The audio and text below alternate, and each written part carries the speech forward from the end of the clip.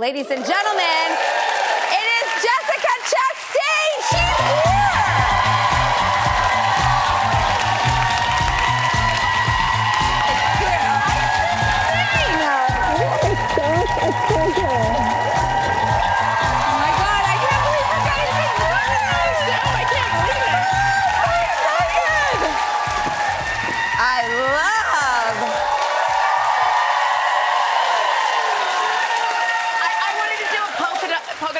But also this I'm feeling like your man right now. Look. I mean, we make a cute couple. Yeah. Just saying.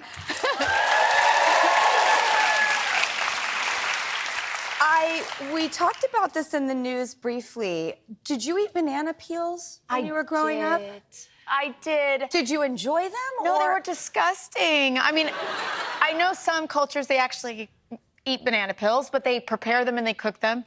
But I was just such an awkward kid, and I would do things to get attention at school. And I noticed early on, I was like, oh, people started to look at me when I started eating banana peels at lunch. So I started eating banana peels to get attention at school. That's how nerdy I was, you guys. But then I really just kind of became like an, ew, gross. Not exactly the result you were looking for? No, not the result I was looking for. Then I was like known as the girl that ate banana peels. You just got your star on the Hollywood Walk of Fame.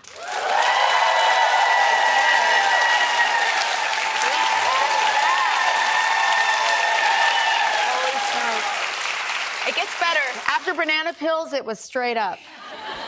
I mean, you made a speech that was so profound and beautiful. Oh, thank you. What, in that moment, are you thinking in your head from, like, all your life leading up to that?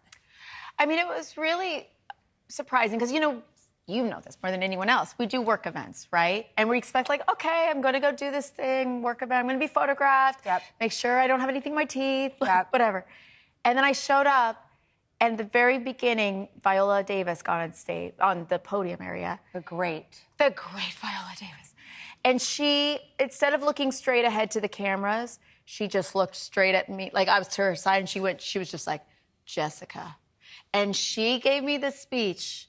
Like, first of all, just to have Viola Davis say your name out loud is Oscar-worthy. Like, what she can do with, I mean, I started crying immediately. And I promised myself I was not going to cry that day.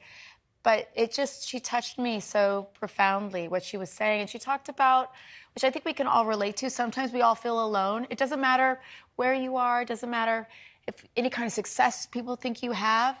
There are times you feel alone. And she reminded me, I could cry now talking about it. She reminded me of a time she felt alone and that I had, like, reached out to her. And I was so moved because it was so relatable. And why she shows up for you, because you modeled for her also. Yes. And I think it's so emotional because being like seriously one of your psycho fans. Like, I used to call your agent like early on back in the day, and we just used to be like, we've watched all her reels, we're in love with her, how can we work with her? I remember our first meeting in Los Angeles at your office, and I walked in, no one had really seen my films yet or knew anything about me, and I felt like we were best friends. I left that meeting like... See, I told you guys we were gonna be best friends. That's what we do. No, but I was like, Drew loves me. She loves me. We just met. But like, I felt acknowledged and seen. It's what we were talking about with Viola, right? This idea, you made me feel important. Oh my God. I'm so glad I did that. Oh, good. And what I didn't know in watching your career, and I sent you that video when you won the Academy Award, I didn't know your family history or your backstory. And so for me, seeing that moment of you, it means all the more. So you were really close with your grandmother. Yes, I am very close with her. We were just partying in Mexico City together.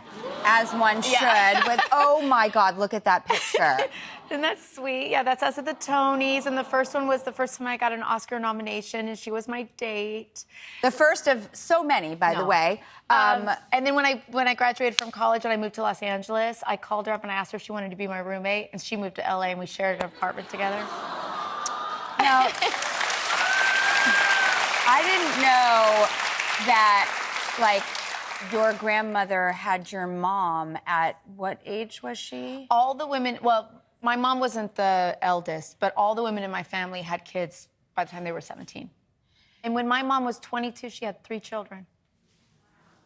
I know. I mean, and she was like, I mean, it was a difficult time because also then women, I mean, I'm the first person in my family to go to college.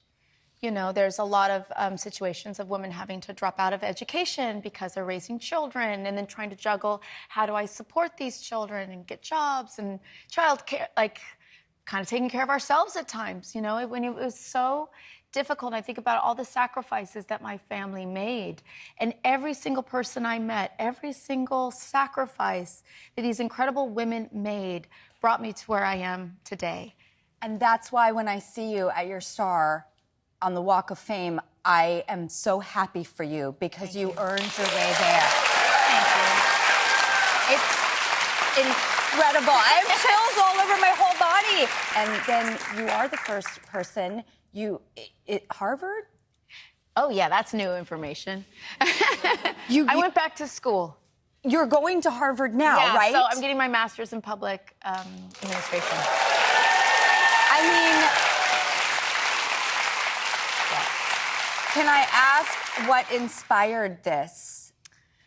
Whew, I think it's that, you know, I had met with the president of Juilliard. They gave me an honorary doctorate last year, which was pretty special. You got a scholarship into Juilliard. Yes, from Robin Williams. From Robin Williams? From Robin Williams. Talk again about people helping each other. He was an alumni from Juilliard. When I went, I mean, my family, we didn't have the funds. And so I was taking out so many loans and so many grants. And then my last 2 years, I got the Robin Williams Scholarship, and it paid for everything. It paid for my tuition, my books, it paid for my housing, it paid for me to go home for Christmas and see my family. It changed my life. And your family, like I was learning, like your mom would buy boxes of specific types of crackers. Yes. To like feed the family. Yes, so the 99-cent store was like a big staple of my childhood, and she used to get these diet cookies from the 99-cent store. We didn't have a lot of money for fresh groceries or anything, and we didn't have a lot of food in the fridge. And so when we were hungry, sometimes my mom would say, okay, have a cookie, because you're supposed to eat these cookies and then drink water and it expands in your stomach. Like it was a treat, you know, like have a cookie, but it was disgusting. And it's like knowing that to where you've gotten yourself to every single step of the way is just, it's so impressive. And I'm so in awe of what your family did to support you, what your mom did to support her family, your grandmother. It's so inspiring I marvel at it. Thank you. Now you're going to Harvard, you got a scholarship into Juilliard, you have pushed yourself. I did not know this about you too. We'll be right back.